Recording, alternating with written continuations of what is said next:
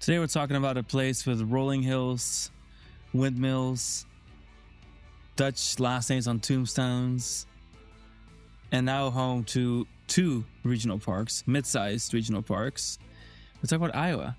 Iowa. We're going to get lost in Iowa. Iowa is home to now Adventureland, which has been kind of like the state's main theme park. For like 50 years. For pretty much ever. Classic regional. And then, of course, now we have Lost Island, which is an accompanying theme park to the water park in Waterloo. And so that's what we're talking about today. And the great thing is about these 2 parks is that both parks offer unique lineups, and there really is virtually no overlap in terms of major ride experiences. It's funny because like being at the 2 parks, you could almost imagine them being 2 parks in a single resort, like a 2-gate resort, because there was a very careful consideration about what kinds of rides were already at Adventureland, I think, and then building the opposite accordingly, or just something different. You have a launch coaster, a full-size invert, and a single-rail RMC, all things that Adventureland does not have, but has something almost kind of similar. They've got their SNS/RMC free spin, they have Monster, and then they have a family invert. Couple goodies. Yeah, the lineups are surprisingly completely different. Yeah. If you were to put them all in one giant park, it'd be very complimentary. So one had the space shot. One park has a turbo drop. True. Yeah. I wonder how many people really do visit both. Because how far are they from each other? They're not that far. Are they? I can't remember how long the drive was. 2 hours. Oh, that's not bad. A lot of the people I overheard lots of people at Lost Island saying that they went to Lost Island this year instead of Adventureland. Yeah, that's cool. Because the lines are shorter. Good for Lost Island. Really?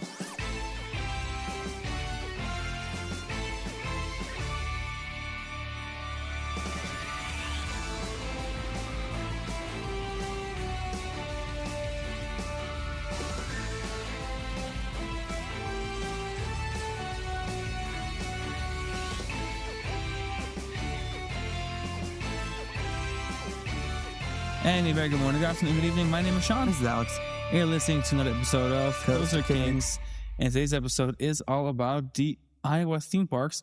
And really, this means we're going to be talking about Lost Island today. And we're going to be talking about Adventureland today. I must say we did get free admission to Lost Island because they invited us to come by. So we're going to be... That was very nice. Yeah, we're going to be subjective as possible, of course, always. Because we emailed them saying, can we film? And they emailed us back saying, here's your media pass. Just fill out the media thing and we'll give you a media pass, and that includes admission, and then you can film. I just want to be transparent about that. But of course, we're going to be objective and we're going to be realistic because that is our brand. And in a world of Universal Kids Resort, it's important that we stay transparent and we stay real, even if we do get free admission to a place. Dragged.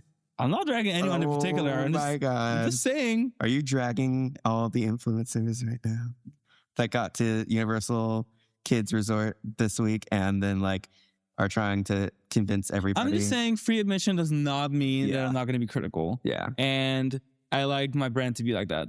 Anyway, Adventureland, we actually paid for our tickets and we paid for our front of the line passes. Yes. We will be equally as critical of Adventureland.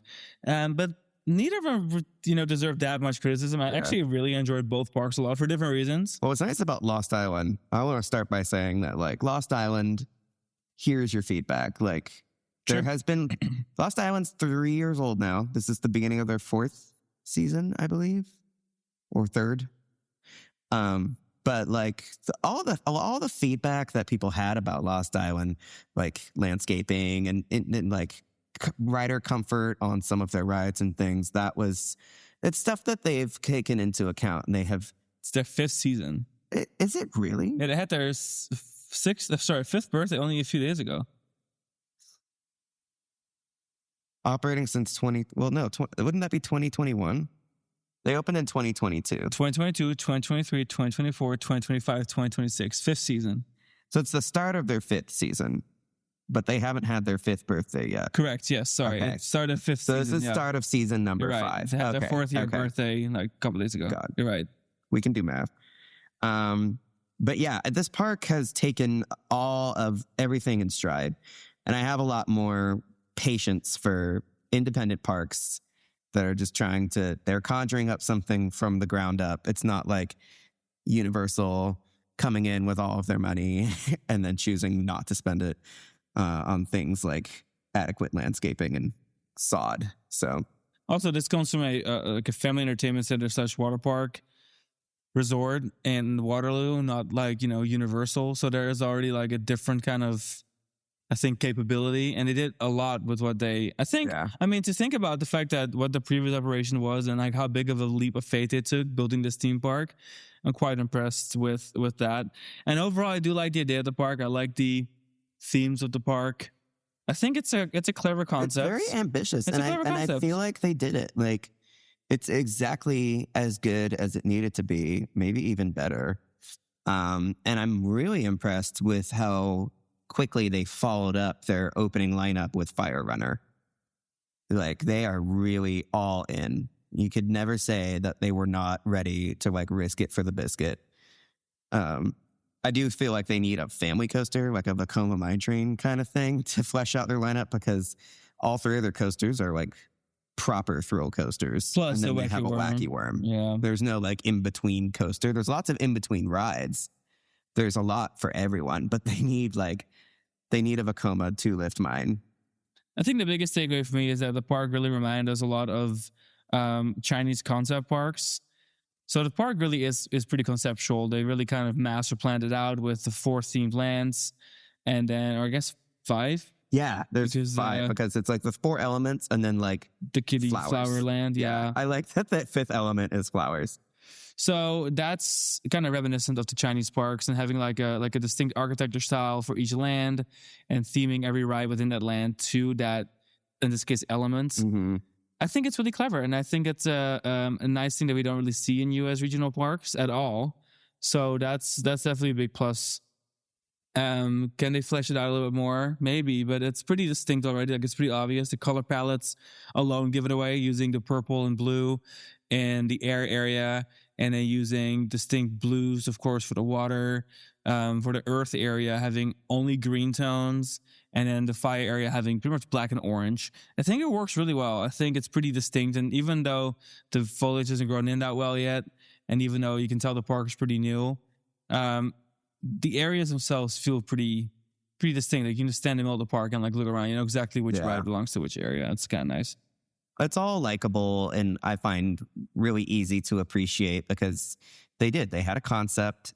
They built it to the scale that was promised.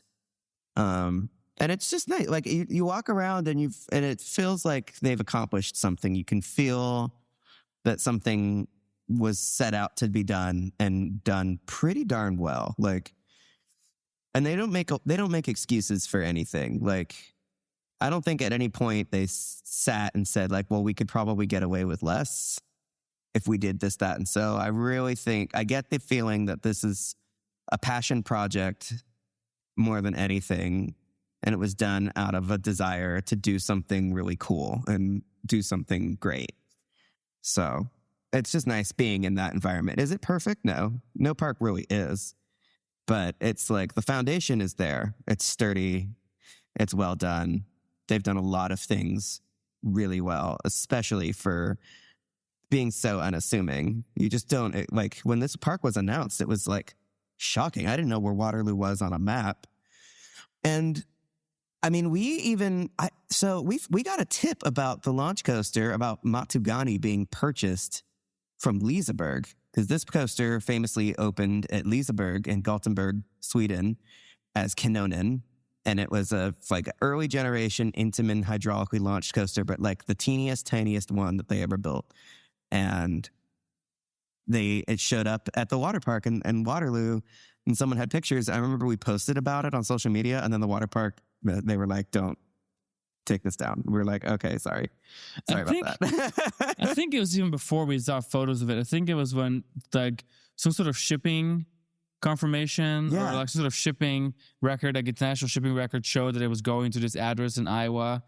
And then that address was the address of the water park. And this was way before they and even then I think announced it posted park. about it, and the parkers emailed us like, "Oh, they weren't even like forgotten about it. They weren't even taking They weren't down. mad. They were just they were like, more like, oh, you know, it's actually, we're not building a coaster or whatever." And then they just kind of played it off like it wasn't theirs, and maybe like they were a middleman or something. Yeah, and that was it. There wasn't really like take it down. They were just debunking us, even though we were correct. They were honest in saying the water park, because at the time that's all that there was. They're like, we're not building this coaster here. And that was true. It was very clever of them to say it that way, because they were building a whole new park that nobody knew about yet. So let's talk a little bit about the 3 marquee coasters. I think that's the biggest draw to the park for most people listening to this podcast. So we'll start off with Mutagani, the compact, intimate hydraulic launch coaster, like Alex just said, Kanonen. So this was your first time riding it. Yeah, my first time riding it. How was your first impression? It was a funny ride because if you've ridden the intimate hydraulics, you're used to like really, really punchy launches, and you're used to like large elements. And this thing does none of that. This thing is like a really kind of like cute little hydraulic launch, like wee, and then there's a straight section that used to go over the river in Liseberg, and then you have just the kind of the layout, and the layout is really compact and really fun. It has those 2 inversions, but because it's so compact, those trains that I'm used to riding on, like Storm Runner and all that, now because the elements are so tiny, you get so close to that car in front of you all the time. Like if you go to our website, you'll see a couple of photos, or if you go to our social media, and it's just hilarious to me how, because of the vertical loop in particular, you get so close to the car in front of you. The transitions on the vehicle is very, very flexible. It really shows off how versatile the vehicle really is, because they were able to do so much in such little space. So it's just a compact little cute looper with a little top hat and a little launch, pretty forceful helix, hang time, and the roll. I enjoyed it. It felt very different than most Intamins, though of course it had like a distinct Intamin feel because of the trains and the way it ran, but it didn't feel like any of the other hydraulics or accelerated coasters, really. I love this ride. It was a lot of fun. I rode this 15 years ago in Sweden, and I only rode it once, and I regretted only riding it once, but I was too busy riding Balder, which if you've ridden Balder, you get it, like, understandable, right? And then, so it was funny finally getting to ride it like a second time 15 years later in Iowa.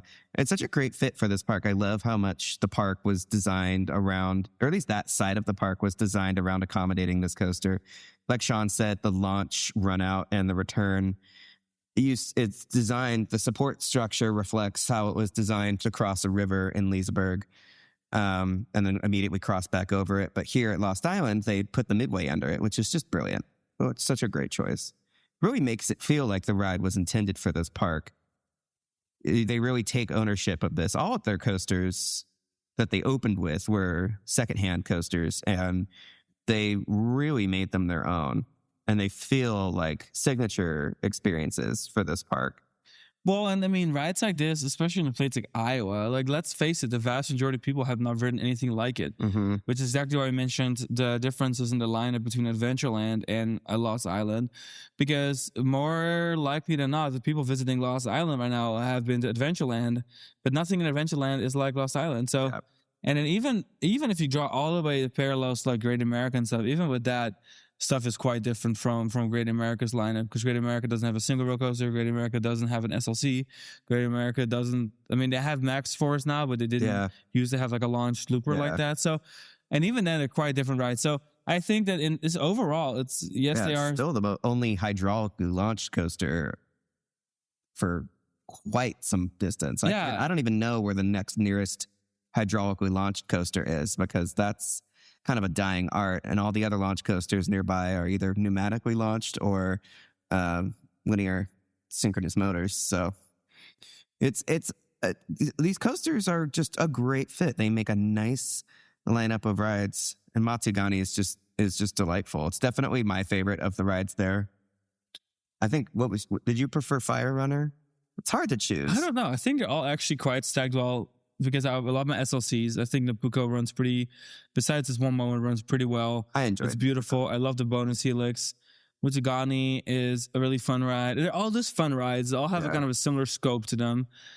I enjoy all of them a lot. I have a hard time picking a favorite at this park, but I like the aesthetic. I like the all green they went for. It just kind of works. Like, they did a nice job with it. And it's just kind of fun seeing like a second lease on life for this coaster, because I don't necessarily would have thought when it took out Canona that would ever get relocated. So that worked out pretty well. Yeah. And then we rode Napuco Air Coaster, which, for the Dutchmen here. We love SLCs. We love SLCs. And with the new trains, with the Freedom Flyer, comfortable vest restraint, generally speaking, they make rides much better. But some of the SLCs, the older SLCs, have still kind of a whip to them. Now, it appears that this whip is really only in one moment on the Napuco Air Coaster, and that's when you enter the rollover. That first half of the inversion is so violent that the actual restraint pushes down on you so much. I couldn't believe it. It's wow, my legs are really tight. I've never had that, and I've been on so many SLCs with these trains. But then the rest of the ride runs dreamy, if you ask me. I think it runs really well.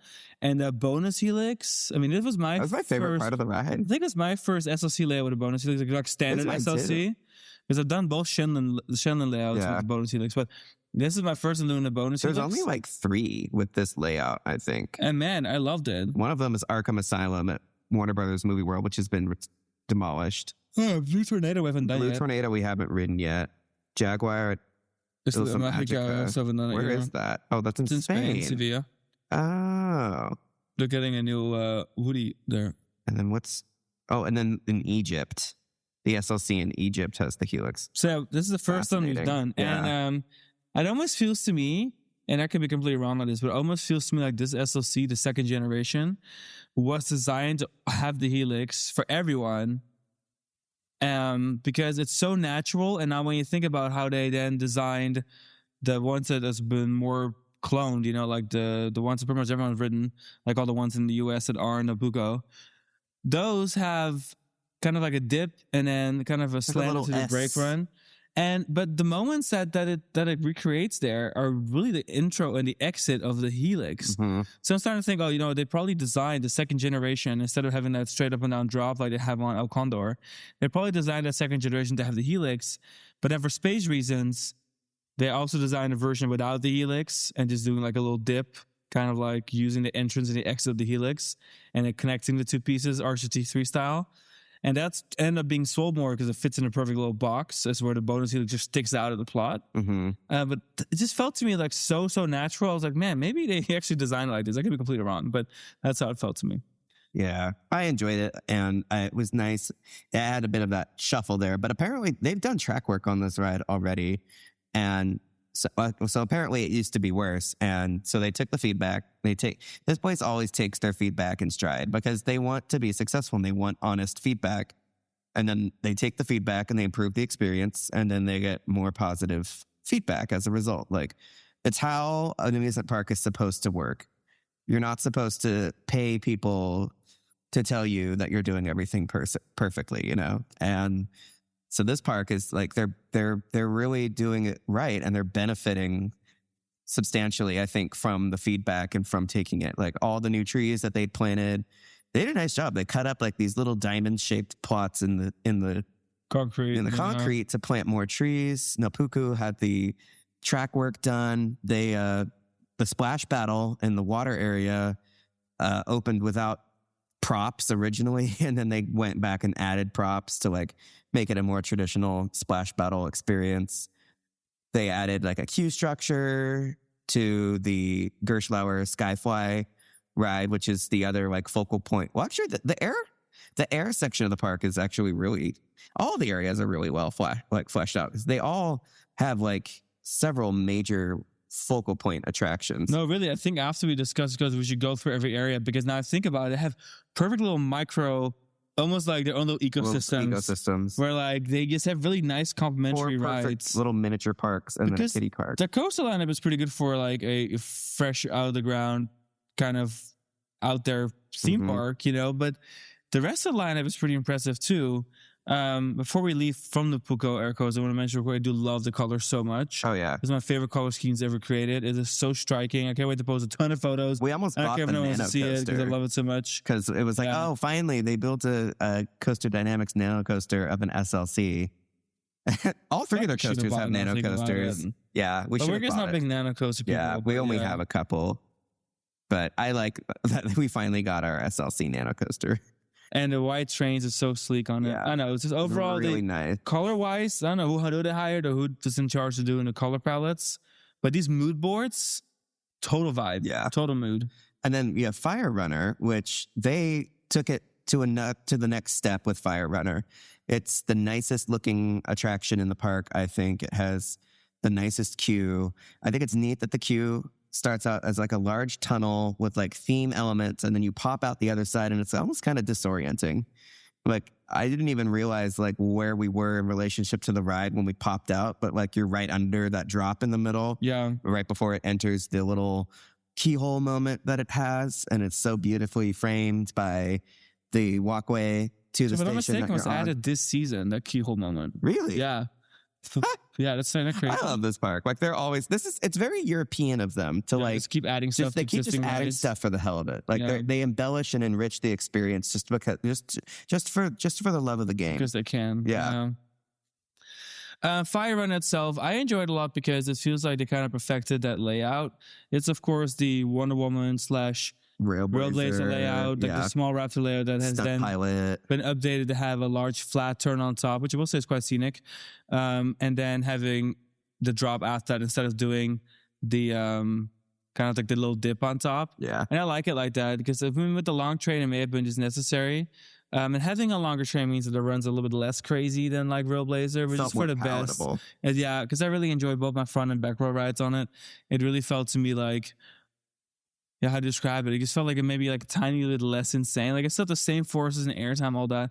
It just felt like the pacing was a little more manageable. It wasn't just like it felt chaotic anymore. Yeah, it doesn't felt feel like I wasn't going to kill ride. itself. Yeah, it doesn't feel like a ride that's going to tear itself apart like 100%. Railblazer and Wonder Woman are. And so, yeah, other than that, also they're using a continuous loading thing, which is pretty nice. They ran 2 trains on it. So the capacity on the thing is, for that park, particularly great, even though it's probably the most popular ride there. Capacity-wise, it was also great. It's just a nice fit for them. I think it's a good coaster. I'm just so impressed. When they announced it, I was like, no way. Like, they're doing another coaster. They've really done a nice job because it's like, so the park opened. It was originally supposed to open with Matugani. Matugani was delayed a year, but it kind of works because they already had Air Coaster and the Kiddie Coaster as like the opening day coasters. And then they still had lots and lots of other rides like the Dark Ride and the drop tower and, stuff like that. And then the water ride, like the giant log ride. In 2023, they got the launch coaster online. And then 2 years later, they bring their third coaster online, just like that. They've given the people lots and lots of reasons to keep coming back. Not that I think that they're really missing anything right now. Particularly, it's a pretty complete park, but I would honestly love to see Woody there. Yeah, I think like a GCI, kind of like a small one, like they just built like Wild Buffalo in Melisab. Yeah, or even El Toro and or something like Zambezi Zinger, but like that's crazy. Something just like a smaller Woody that has big vibes. Mm-hmm. Would be perfect for them. And especially because Adventureland doesn't, even though they have... Yeah, they've got like a late generation CCI and like a really old Woody. They don't have anything that's really like GCI-ish. Yeah. So doing something GCI, I think, would be a perfect compliment, even to the whole market. Absolutely. So even Six Flags doesn't have like a GCI type wooden coaster. Their wooden coaster experiences are a lot more traditional. They're all like either 3-bench train PTC wooden coaster experiences, or they're like Goliath or like the Little Dipper. But they don't have like there's not a single coaster in that region that has like a single bench articulating train until you get down to Missouri. Yeah. And so having something like that in the northern Midwest, or then you have to go up to like Valley Fair. But like right there in Iowa, even though there's lots of good wooden coasters around in like Illinois, and then you have like Arnold's Park over to the west with their vintage wooden coaster. There's a lot of like traditional wooden coasters in this region, but there's an opportunity for a park in Iowa to do like the single bench, even if it was Gravity Group. And I think if you put it in like next to Utah Falls, which is their big water spill ride, whatever you will call that, that would be really great. Like it would fit in so nicely, I think, on that side of the park. If they did a little out and back thing where it was like kind of surrounding the backdrop for Utah Falls. Not as armchair imagineering. Anyway, I think that would be a good fit for them. I bet they're already thinking about it. Knowing Woodies are much more affordable. Knowing how these people have already been taking this park and elevating it every year. I'm sure it's already on the radar. I bet a wooden coaster is next, or like a little, like a Vekoma family, like maybe a family boomerang or something. You know, there's so many things. Oh, we'll say this. The family boomerangs are expensive. Yeah, I think a Woody will like get more return on investment. Short term. Very true. Anyway, so we do need to mention also, of course, like Alex already kind of hinted towards it, Volcano Quest for the Golden Idol, which is their dark ride, an interactive dark ride. Very ambitious. Personally, I've heard a lot of things about it. Everyone was always like really hyping it up. For me, it felt a little bit flat. I don't want to say I'm a dark ride snob. Maybe I am, but for me, it wasn't the greatest. Like, it's not a reason for me to return. Personally, that our ride sense. Felt a little glitchy. One of the scenes just simply was not working. One of the projectors for the 3D was not working. My little shooting gun didn't really seem to have a wiring issue. It was only lighting up like 50% of the time. But they were working on the ride actively while we were there. In fact, it didn't even open for the day with the park. And then when we were waiting in the station, a car went by with like staff members that seemed to be troubleshooting that vehicle and its issues. So they're keeping up with it. It's different and it's neat. And again, it's something that there isn't anything like that for miles and miles and miles. Well, and it's fun to have an original story. It matches the whole like fire area, which is officially called the Mura area. It's a lot of different names. It really is the core experience of the park, because like the whole story of the park is like the lore. True. The lore of the park is really discussed. And in the Puko air coaster, or not the Puko air, sorry, the drop. The tower. Yeah. They did some fun stuff with their rides, like using the rides as an opportunity to do little lore drops on what this park is all about. Like the pre-show for the dark ride does a nice job of basically explaining the park, and it's toward the front of the park. That's a great way to start your day. Yeah. Especially if you're not like super pressed about coasters and you're just kind of taking the rides as they come. I think that most people would start their day there anyway, because on the other side you have the kiddie area. So I guess most people would start with the fire area and move around the park. Kinda so it makes kind of sense to start that story. There's a cool animatronic in the queue. I mean, overall for a park like this, it's a great ride. I just had people out there saying it was the world's best dark ride, which I'm so sorry. Like, Lost Island, we love you, but it's not that. But it's a fun ride. Yeah.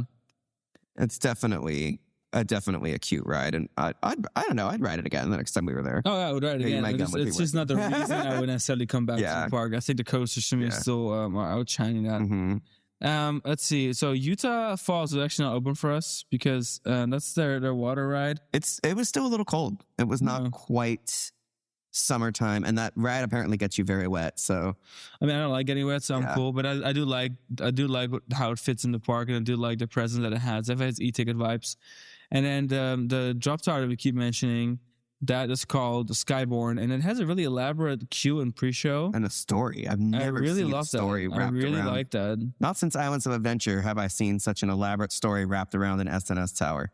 I can't help but think about how we didn't know how to get into the queue, because like the door, you have to pull the door open. That was we're like, are we supposed to be here? It's just like a normal door. It's like, is the ride closed? But then like everyone else knew. Everyone else is new. People figured it's just about like keeping the air conditioning in the queue, I guess. Yeah, or like a storm shelter, because it gets tornado shelter maybe. Yeah, it's possible. Yeah, don't they get tornadoes there?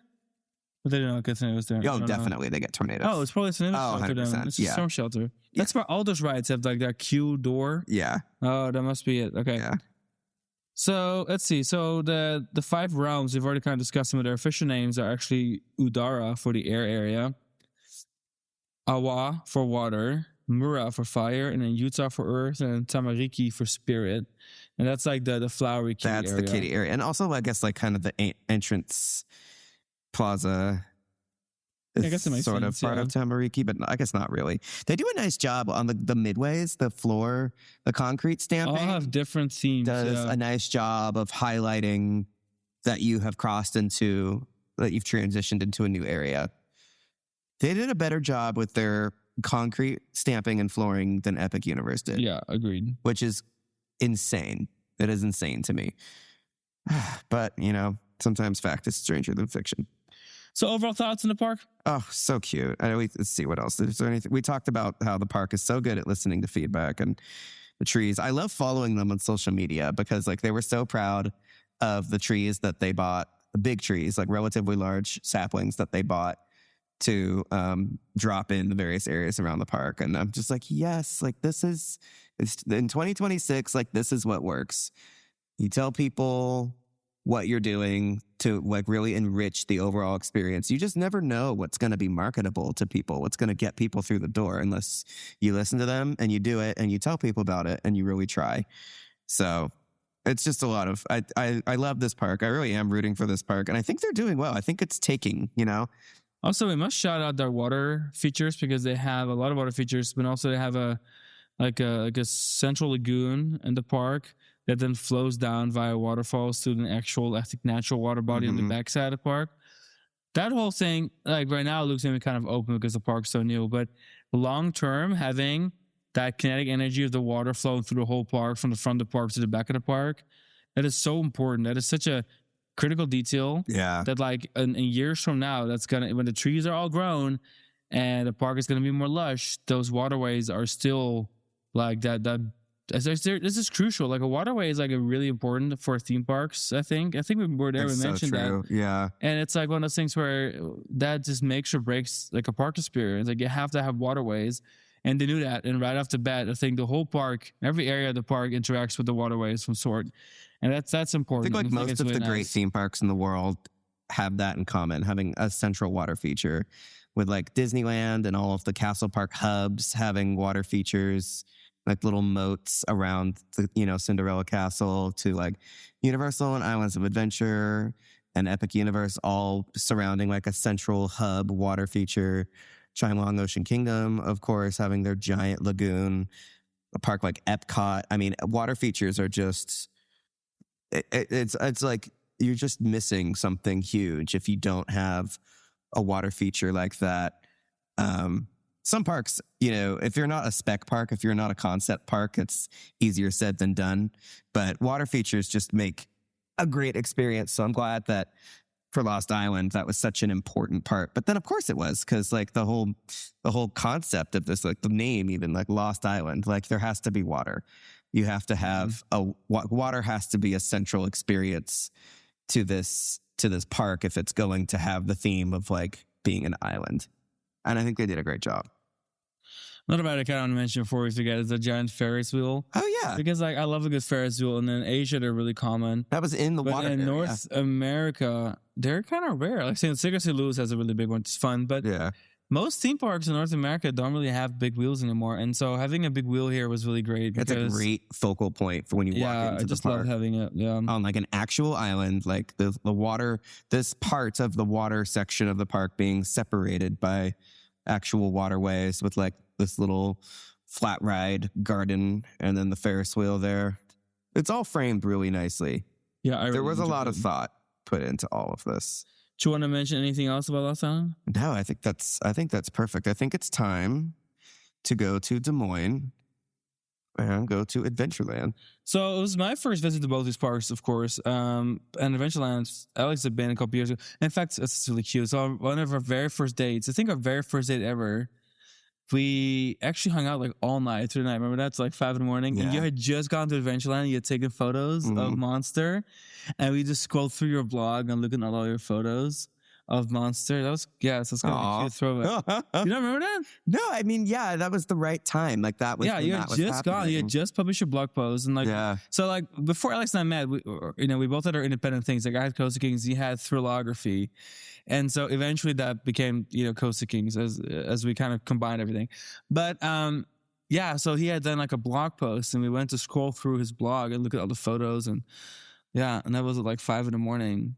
on like our first date. Hilarious. Anyway, so we went to Des Moines and we stayed in Des Moines for at a great hotel not far from there. Actually, decent price. We stayed at the Courtyard, not far from the park, and it was a great experience because there was a Indian food nearby. It was like chill. We had a really, really chill time the evening before, and then we road dropped the place and we bought from the line pass because it was a holiday. Memorial Day. Yeah, it was Memorial Day. So bad my holidays. Okay, it was Memorial Day. All right. Yeah, American holidays, it's all right. You're not really I'm officially American. You are an American now, but I could understand not by roots. how you're still learning the American holidays. And so then we rode to the park and we bought the front of the line pass system, and we bought the highest tier because the highest tier is the one that includes Unlimited Monster, and it's kind of like a fast pass system. Sorry, it's kind of like the Flash Pass system that now is Fast Lane at the Legacy Six Flags parks, where you make a reservation on your phone, it counts down for you, and then you show up with a QR code. So whichever company runs that, they were using that, and I kind of like that system, but it's like very, very phone bound. But it kind of helps space things out. It wasn't that busy, but it was great to use on Monster because Monster had a pretty long line. And we could pretty much walk up whenever and redeem. Monster so that was is great. a fabulous ride that is extremely well liked, but the capacity is very poor. Yeah. We never run 2 trains, which is good, right? 2 trains? Yeah, I never run 2 trains.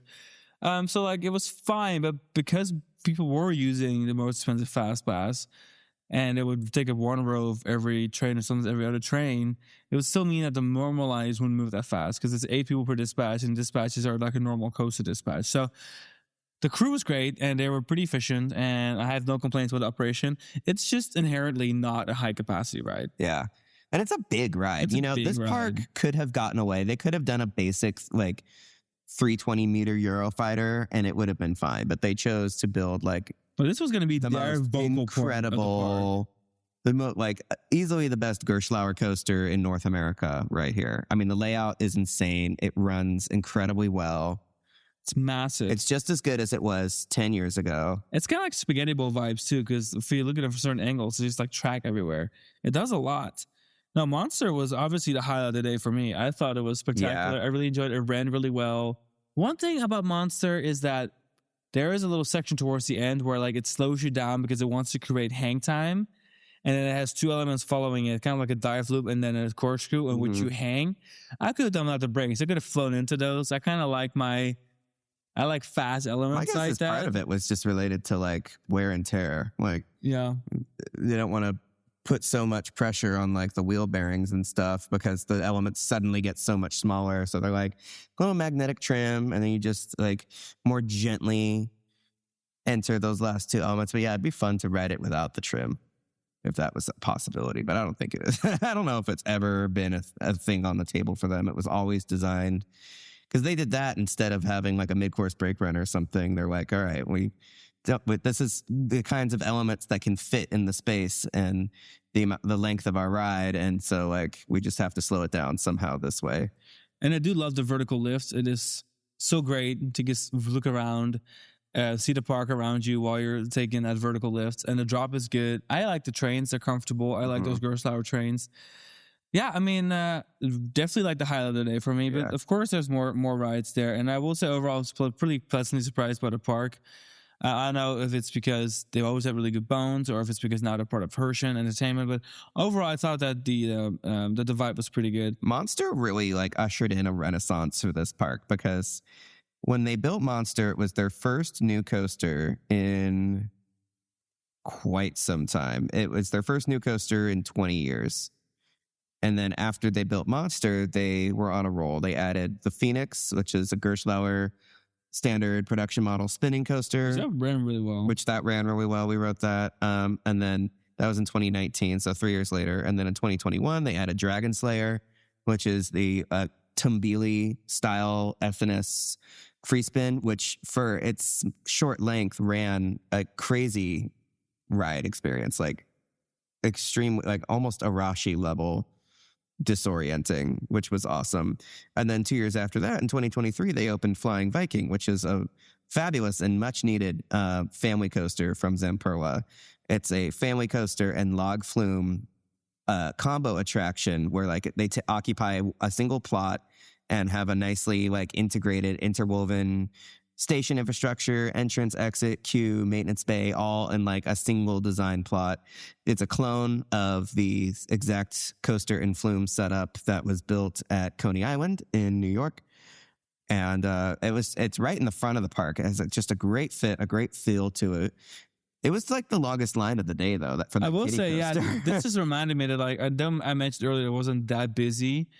But actually, it was busy. We did eat the Speedy Pass because, I think it's called Speedy Pass. Yeah. Because Phoenix's line was out of control. And the line estimator was inaccurate. I know. And the line for Flying Viking, the kiddie coaster. Yeah.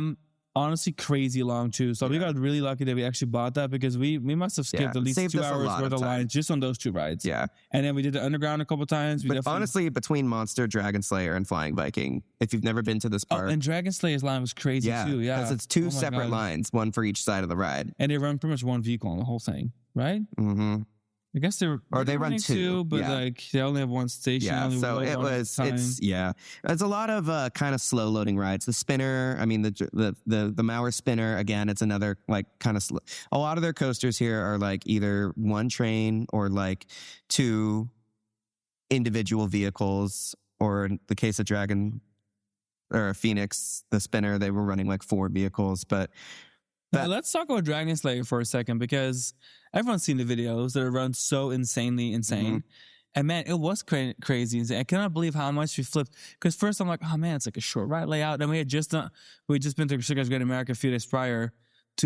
So the size difference was like really glaring to me because I was like, man, like the Joker, for example, at Sugar's Great America, it's quite, it's a large layout. And I really realized how large the layout is and then how small Dragon Slayer is. But man, let that not fool you. Dragon Slayer is insane. We were flipping the whole time. Yeah, like Arashi level. Yeah, Arashi level. Yeah, it was especially for the small one. I remember I was going up the lift hill thinking like, why do parks even buy this little mini version? And then I got my ass handed to me. No, it's like in a matter of like 20 seconds of insanity. And like this ride does everything you need it to do. Came back in the station any longer. Being like, oh my God. Like rolled into the station, hair standing on end, like at my limit. And then so you have like a mix of like these compact steel coasters in this park. And then you have the wooden coaster lineup. Underground, Outlaw, and Tornado. The wooden coasters all run one train because that's pretty much all that's needed, especially for a little Outlaw in the back. I mean, Underground runs. I don't even know how to describe the trains for Underground. Terrible. They're like tiny family they're ones. Space inefficient. But what a neat ride. It has a very like Knott's Berry Farm sort of sensibility to me. It reminds me very fondly of stuff like the Calico Mine ride and the Log Flume. We rode it twice. I know you didn't want to ride again because it's uncomfortable, so I appreciate you. Yeah, it's riding again for me. I mean, it's a fun ride to look at it like more of like a dark ride angle. It's neat. It's a fun ride. Using a wooden coaster ride system to accomplish a dark ride type of attraction. It also like Black Diamond at Knoebels is another one that it reminds me of. It's definitely very unique. I did enjoy it. Now Tornado was of course the big one, and I kind of find it so funny how who designed it again? Was it Dick Kinsel? No, Dick Kinsel, the CEO of Cedar Point. Sorry, it's been a long. We're tired. It's Will Cobb, Bill Cobb, William. So Cobb. Everyone's always like, "Oh, Bill Cobb." And I was like, "Okay," but then sometimes I was just questions about how to design these things because I find the layout to be kind of an organic feeling, with some elevated sections. And I was like, "Okay," so I don't really understand why people love this designer so much. You're so rude. For real. Anyway, but I did enjoy our rides on it. I love the Tornado. But man, we witnessed some crazy stuff on that. Remember on our second ride, we had to wait a while. Oh my God, that was wild. So the first thing we witnessed. Yeah, this ride doesn't have Speedy Pass. But so we waited for the wooden coasters don't have Speedy Pass. Underground does, but the 2 standard wooden coasters do not. Yeah. Because I guess they typically don't need it But today I had a long line. Anyway, So one of our second ride on it, when we waited through a pretty long line, we get to the station. I guess this kid was having was it epilepsy? This kid was having a seizure. So his parents were like lifting him up, and he needed to get out as soon as possible. But they were like really struggling to get the air gates open, and the parents were like freaking out kind of because they couldn't go back to the queue because it's so ramped. You cannot really go in reverse. There's the whole ramp was just full of people, station full of people, right?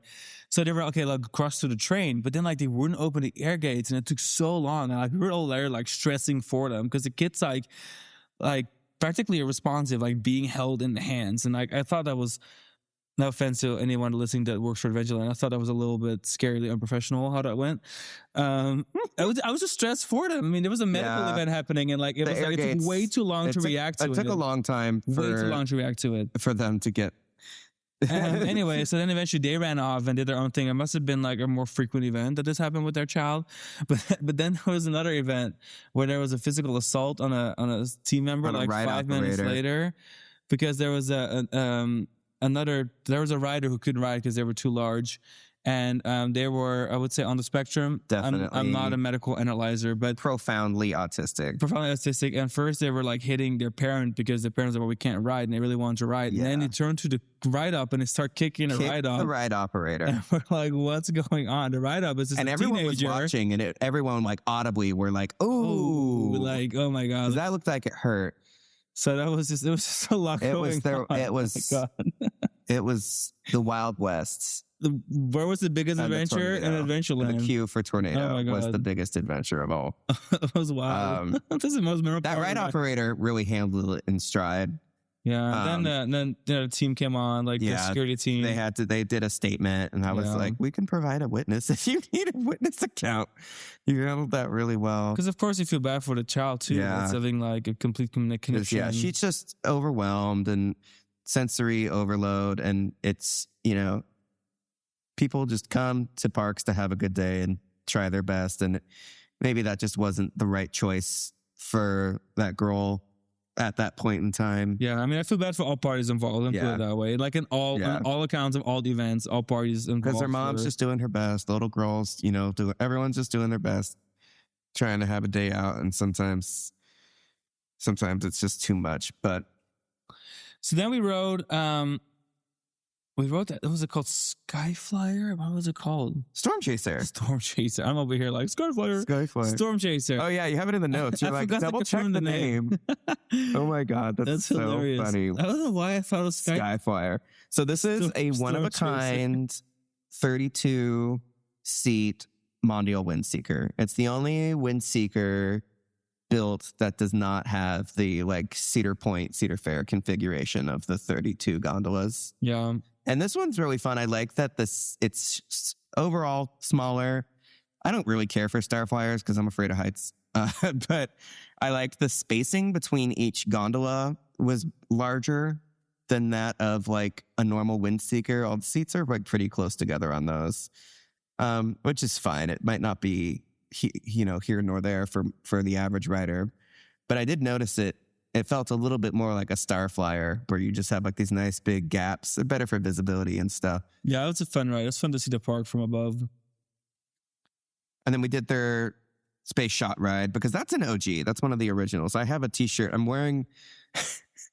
when I went to Adventureland in 2016, I bought 2 t-shirts for rides that I bought because I thought it was interesting that they had t-shirts for them. One of them was for the Space Shot. And I love that it's called the Space Shot, and it has like the motif and stuff that was from the SNS plant, like the whole concept, like the art and stuff. And like when I toured the SNS plant a few months later, I wore my Space Shot shirt, and I was like, look, you guys, I'm a nerd. The other shirt I got was one for their River Rapids ride, rest in peace, which is sitting abandoned on its own little island. They have there's a couple of it's like a major main portion of the park, and then you cross a bridge to a small island where the Dragon coaster, the Odie Hopkins looping coaster Dragon, where its station was. And then you kind of come around the corner to like their little Wild West area of the park that has Outlaw and their Whitewater West rapid slide, and then the entrance to the water park. But in between those two little areas, you have the area, this island where the Rapids ride used to be. And the Rapids ride, that land is waiting to be redeveloped. I'm curious now that Herschend is in charge, what they'll do. I would like to see them do a Mystic River Falls type thing, like what Silver Dollar City has. I just have a feeling. I have a feeling they're not going to do a Rapids ride because that puts such a publicity damper on that park. Yes, any Rapids ride is going to be associated with that.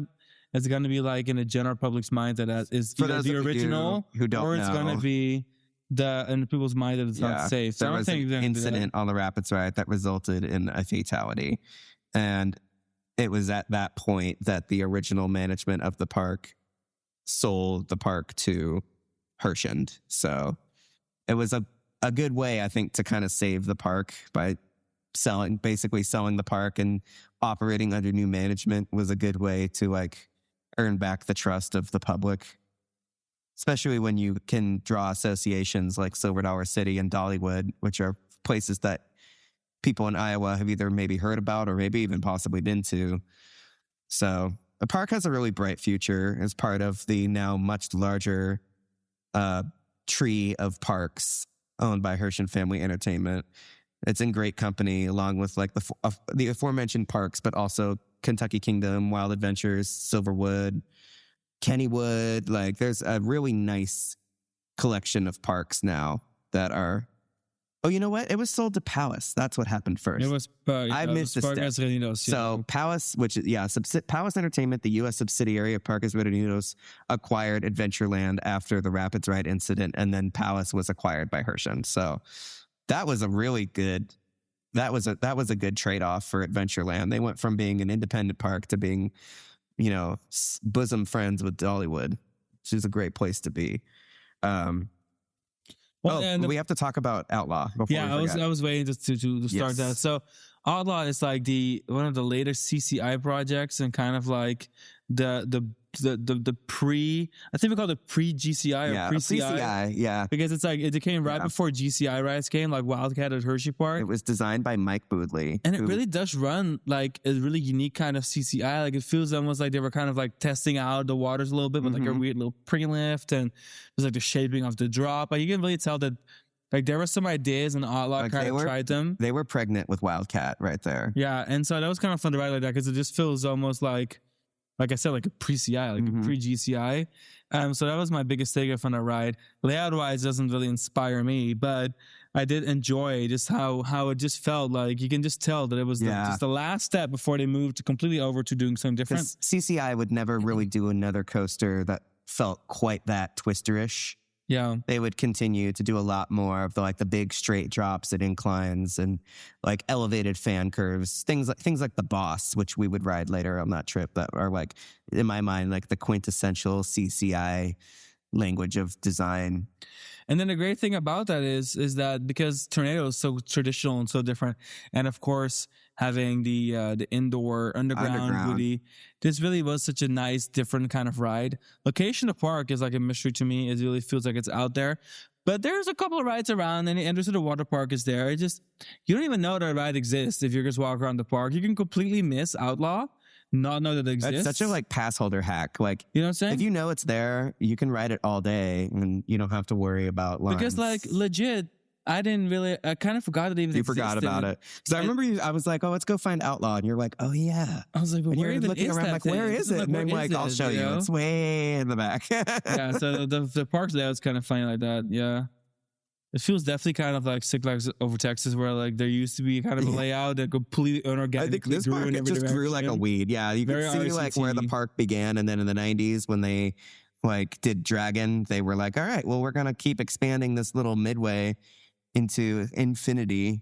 But yeah, Outlaw is such a gem, because you really can go back there and get a lot of rides in it, even if it runs one train. And the Buzz Bar trains, we love a good PTC train, especially a Buzz Bar.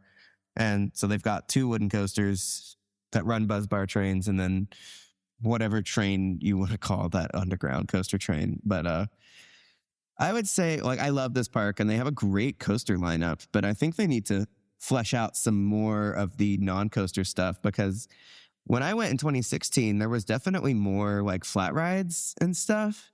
The Midway that Phoenix is on used to have much more of a fun, a county fair, Midway feel. And that was sort of the theme, with the nice garden flower beds and stuff. It was supposed to be a Coney Mall kind of thing. And it's just lacking rides. There used to be flat rides all up and down it, and they're just lacking in that area. They got their log flume back. Yeah, that's what I was kind of referring to earlier, where it feels like the park had like a design, and they kind of grew away from that. Because that whole walkway, it feels like a main street kind of a secondary main street in a way. Just now kind of feels like a promenade. Yeah, with not enough on it. And Phoenix being so colorless, and the backside of Underground, it just kind of feels weird. And the backside of the Flying Viking and stuff. Yeah. It all feels like it turned into a bypass with, a Mauer spinner on it.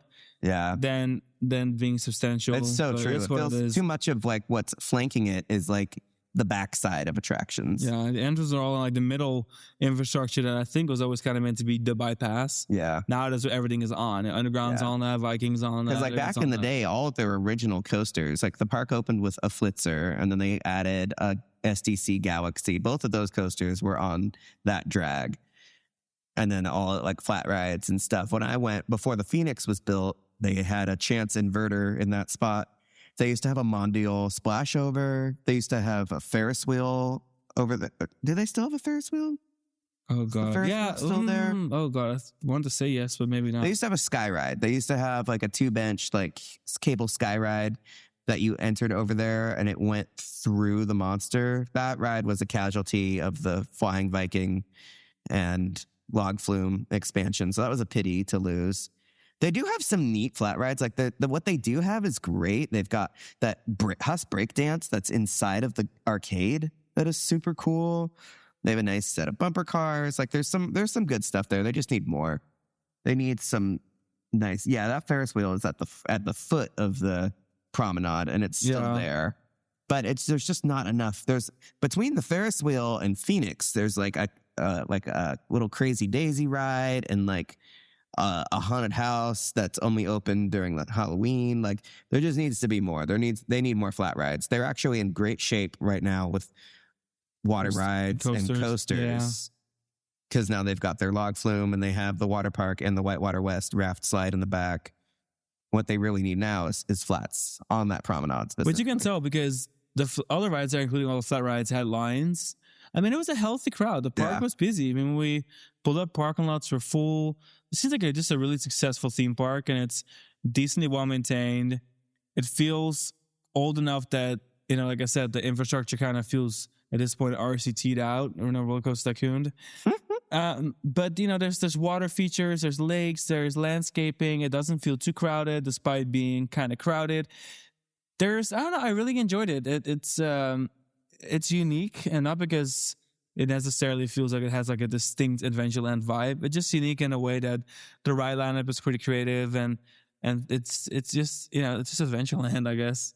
The funniest part still to me is that whole main street, the whole entrance is very Disneyland inspired, and like unapologetically so. Like the developers would be the first to tell you that like they modeled this after Disneyland with like the train stuff. Yeah, they have a cute train ride. They've got some really cute rides there. They've got some nice stuff. I think they're really close with Herschend at the reins. In 10 years, this place will be like firing on all cylinders. Like will be reaching its complete full potential.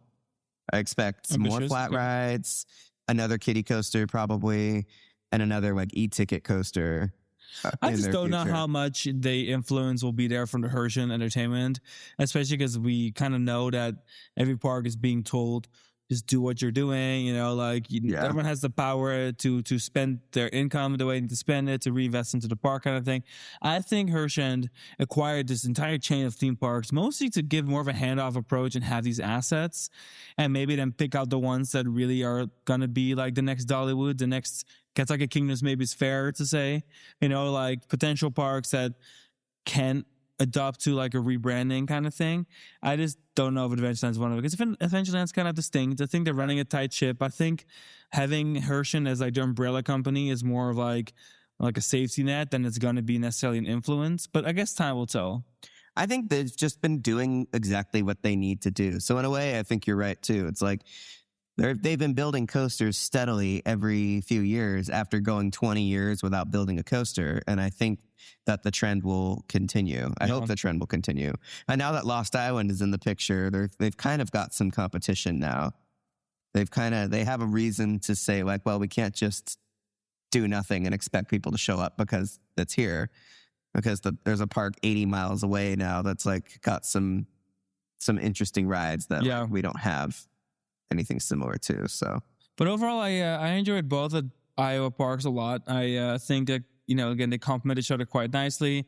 One feels older, classic, and has that kind of Americana regional park. Yeah, and has like just a stranger layout, the older rides, and then one feels like a really modern concept park with some cool reimagined classics and the new RMC, and flat ride collection at Lost Island is spectacular, and then Adventureland has its own kind of set of unique things. I think they're both really fun parks, and I think if you live in Iowa, it's just nice to have both to go to. It's not really like one or the other. I think both are really fun parks. They both stand on their own. Iowa, if you live in Des Moines, like go to both. Go to both. Yeah. Make a little road trip. Why not both? Yeah. So overall it was a fun trip. This same road trip we went to Stickers Great America, like I already mentioned. So we already have an episode live about that. Definitely listen to that because it's a combination of Stickers Great America and California's Great America, because we visited both of those in the same week, which is kind of cool. And then also congratulations to American Eagle for finally racing. Maybe I'll go back. Yeah. We'll see if we have time. And Whizzer opened. Maybe we should go back. Anyway, different story. And then we also went to, like Alex already kind of mentioned, Missouri. So we went to Silver City, which we just launched an episode called Goodbye Thunderation. That's last week's. Listen to that. And we're going to talk about Worlds of Fun and Sticker St. Louis coming up in the next few weeks. I think there's going to be a bit of a China break in between where we're doing a double feature Shanghai region. That's going to be next week. So listen to that. It's going to be Shanghai Disney, Legoland, Suzhou Amusement Land, Forest World, Dinosaur Land, Century Park, People's Park, Haichang Shanghai Ocean Park, Wuxi Sunac Land. That's a lot of parks. No, Wuxi Sunac Land. No, Wuxi Sunac Land is later. Yeah. Anyway, and that's going to be the 2 episodes. Spoiler. Spoilers. That's going to be a fun week of all the Shanghai stuff. And with that, I want to ask you one more thing if you're still with us. Listen. No, not listen. Rate us. Yes. Well, listen. Listen. First. Rate us, damn it. And then enjoy it and be like, I love this. I'm going to give it 5 stars. Yeah, give it 5 stars, preferably on Apple Podcasts and Spotify. And if you're on Apple Podcasts, leave a little review saying like, oh man, love Sean and Alex. Oh my God, they're so this cute. is amazing. Oh my God. No, act like we're Universal Kids Resort. It's like hype us up, And we'll catch you guys on that episode real quick. Thanks for listening. Bye. Bye.